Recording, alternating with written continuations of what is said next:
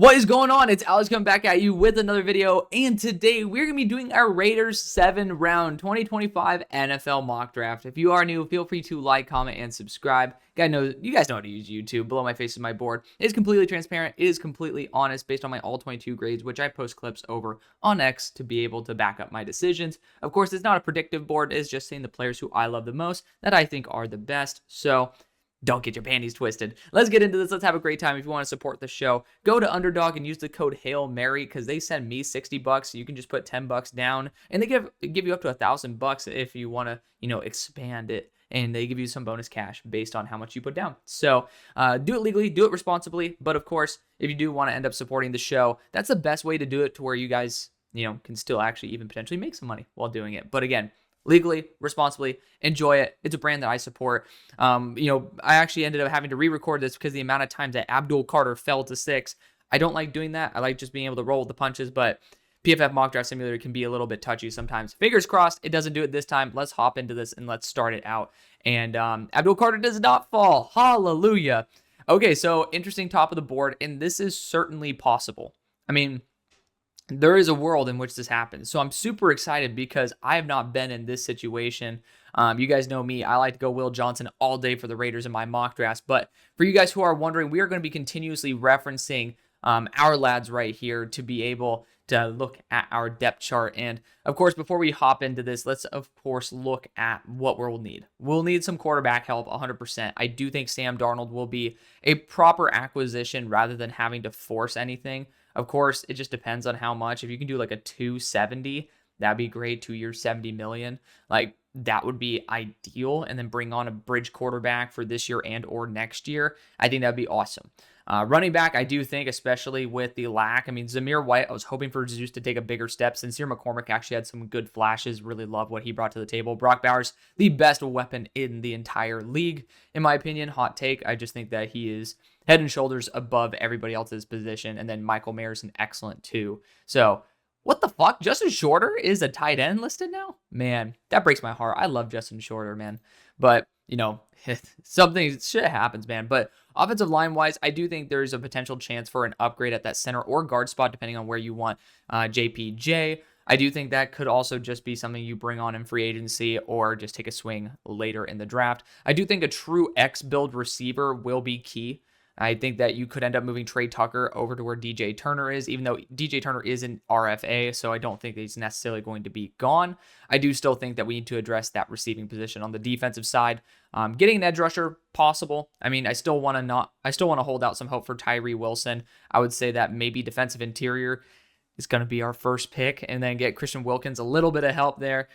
So I'm going to certainly love that one right there. But, edge rusher for depth, 100% on the table. A lot of free agents, linebacker, 100% in my focus range. And then safety, I do think you guys are going to be bringing back your safeties. You guys have been able to be excellent in terms of giving me your thought process on that.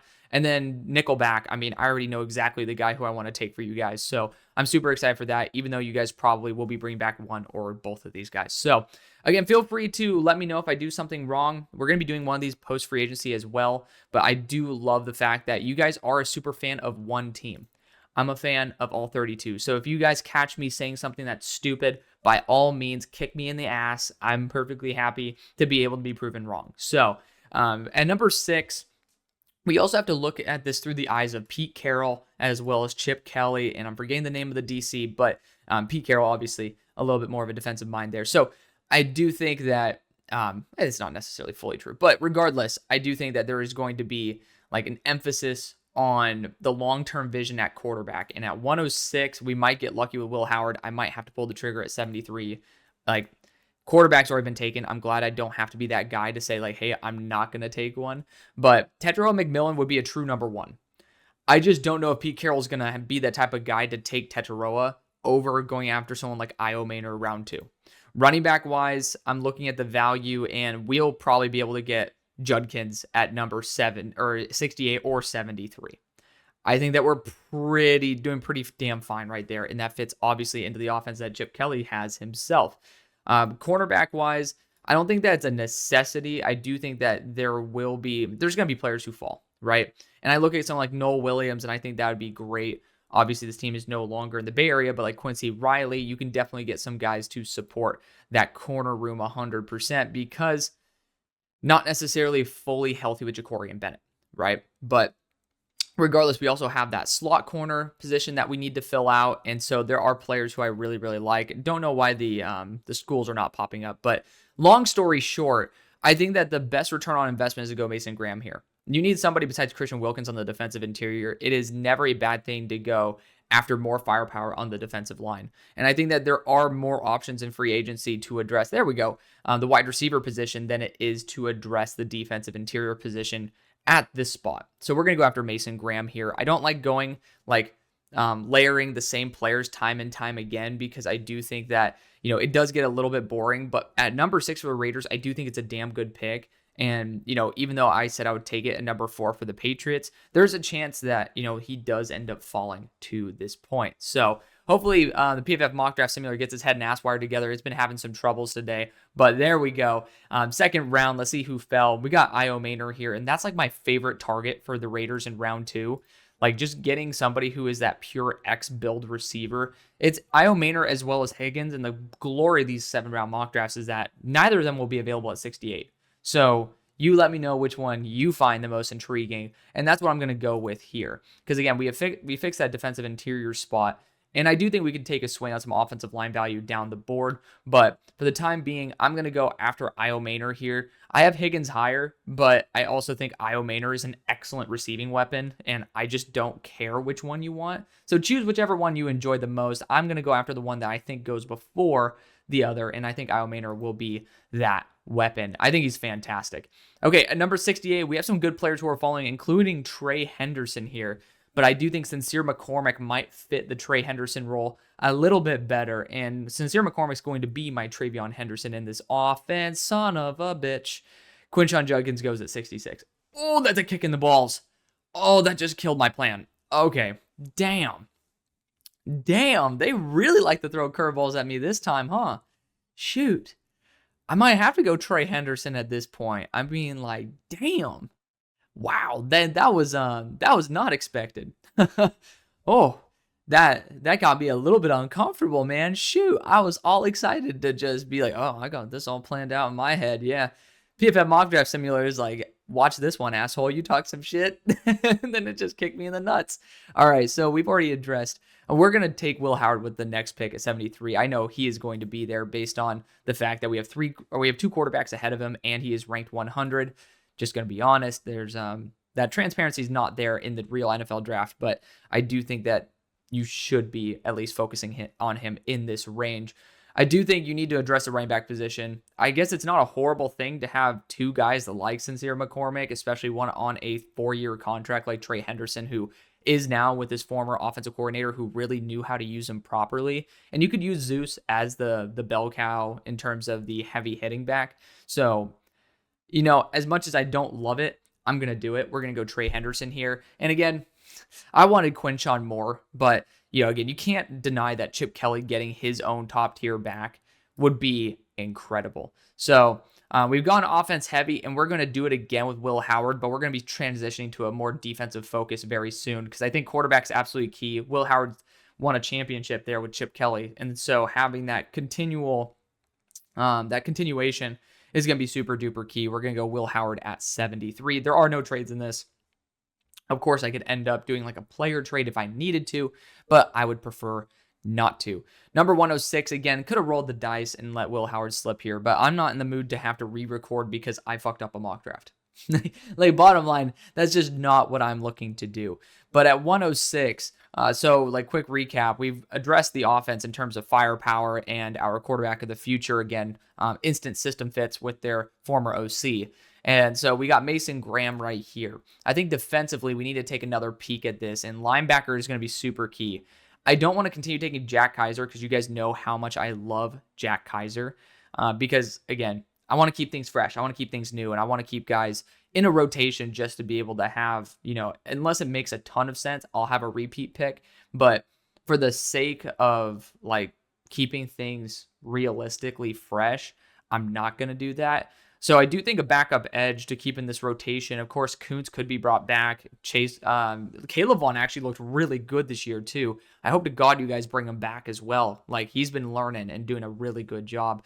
Like, there's certainly guys here who I think you will be bringing back, but at the same time, we cannot fully believe that every single one of these dudes is going to be back. One of the positions I think needs the underrated most attention would be that linebacker spot. So let's see who is there right now. You got Barrett Carter, you got Kobe King, Lindenberg, Stutzman, Higgins. There's some good guys down the board.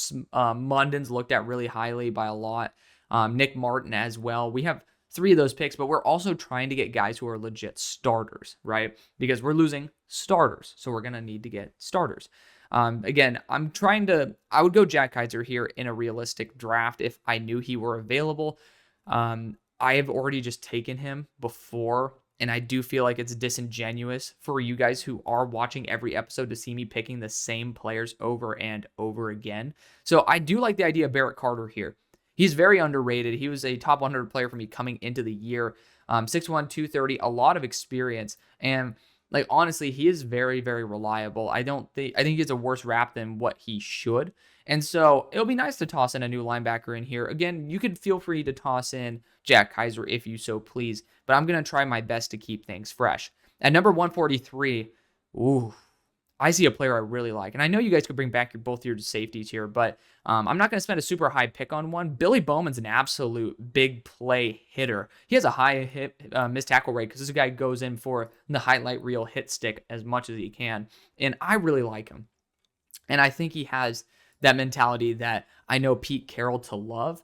So I really personally think that's going to be the right move. Our next pick's 179. And, I want to go after some of these corners and stuff, but I also think it's disingenuous because I have gone after quite a few of them before. And I think that Billy Bowman would provide a lot of value to a Pete Carroll-led team. So I wanted to show him some love because some people were bringing him up in a previous episode. I'm like, all right, I should at least show this guy the love that he deserves. At number 179, quick review of what we have done so far: defensive interior, wide receiver, running back, quarterback, linebacker, and safety. All guys who I think should be taking reps early on. So that's going to be really good value if we're at pick 179 and now looking more for depth. And this is the pick that I was dreaming of. I'm very happy that he did end up falling here. I'm kind of scared shitless of the fact that he at 179 is the top corner available. But Jalen Smith as a nickel/boundary corner is incredible. You think about the corner style that you have, Jacorian Bennett, as well as DeCamerion Richardson, right? Those are the guys who I'm referencing in terms of why I'm justifying Jalen Smith. They are physical, they're athletic, and they're sticky. That's Jalen Smith to a T, right? And the thing I love about him, look at this, 2 years in the slot, the past 2 years, and then this year, boundary. That's awesome because I was talking to my boy James Foster, and you see Jalen Smith. He's number 12 on my board. So again, I try my best not to take him as much as often as possible, but this is a realistic range for him to go, is like that day 3 range, and it's going to be earlier day 3 for sure. I think Trev needs to update this big time, but it is possible that, maybe an Upton Stout slips this far, or Jalen Smith does, because there's not that many teams that are going to love a player that has issues with going into quarters and just primarily off-man coverage. But if you go press man or in base zone coverage, I think Jalen Smith's an absolute super stud. And so I'm going to take him because I think he fits your identity to a T. You can kick him in the slot or keep him on the boundary. I love that flexibility going forward. At number 213, we're back, and arguably I'd be looking at Rondé Gadsden at this point. I think that dude's a superstar. I might want to use him for another team, though, if I'm just going to be completely honest, but we very well might take him for this team. I do think that based on the players available, we might end up actually going after some linebacker help here as well. We have a pick in 4 spots, so looking at what we could use in terms of firepower, can we go for the slot? And I think we can. And Gadsden's up to 250, so he's trying to become more of a tight end, but the dude cannot block. And I think it'll be good to have, pretty much your Harrison Bryant on this squad, but also someone who could be kicking purely into the slot. And that's exactly what Gadsden brings, right? He's going to be listed 236 here. He apparently was even heavier than that at the Shrine Bowl, but he personally ran into me. I know, he's a big freaking guy. The first day of practice, I ended up being levitated off the ground by a Rondé Gadsden's shoulder, but we actually ended up landing properly, which is pretty awesome. Sent me back to the front lines. But Gadsden's going to be my target here. I think he's going to go a lot higher than this, but definitely worth the shot. But I was talking about going linebacker as well with some good depth here, and Smail Mondon's perfect. I was talking with a source that was actually, working with some of these players at the Senior Bowl, and he was just going on and on about Mondon. Like, he loved Mondon, especially his movement ability. And, I honestly think this is extremely underrated for Smail Mondon. I have him probably around that 150 range, which at 217 is incredible. So we're going to go after Smail Mondon right there. At 223, which is actually our final pick. Like, we're already done hanging out, which is kind of sad. Let's do a quick little recap of what we did to see if maybe we can go after a little bit more in certain areas. We've affected the defensive line, and maybe we should go after an edge rusher as well. I do think you do bring back Caleb on Chase on. He's having the best time of his career, in my opinion. But we got a lot of firepower. Iomaner, Henderson, Gadsden, right? We got our quarterback. We got some defensive back help here in Bowman and Smith. And then we got some linebacker help out as well. So I honestly like the balance that we've approached this draft with. And I think that we need to look at maybe either a developmental backup tackle or somebody who can end up playing a flexible position on the interior of the offensive line. And Drew Kendall probably is going to be the guy who I would go after. I know that he's been just a real quality center. So this is going to be a backup center for you guys going for the long haul. Drew Kendall got a lot of love. Dylan Fairchild has had people have a lot of love for Dylan Fairchild as well. Again, you look at the overall, like 536 snaps and only, 8 pressures total, or maybe 9 pressures total. So 9 pressures on that efficiency. Pretty damn solid. I mean, at this point, you're not going to be getting the best of the best. I've already taken Clay Webb before. I think he's criminally underrated. It is what it is. Nash Jones is an underrated player for sure. Like, shout out to Texas State. Got to see him in person. Cooper Mays has some talent, but those are the guys who I'd be looking at there. Let's see if maybe there's some tackles. I already took Truss in my last episode. I'm not going to do that again. Carson Vincent's a good tackle development guy. So I feel personally happy. Holland Pierce is incredible, but again, I want to save him for a team where it's going to be a little bit more applicable. We're going to go Dylan Fairchild to add some depth to the interior of the offensive line over going after some depth edge rushers. So, final recap.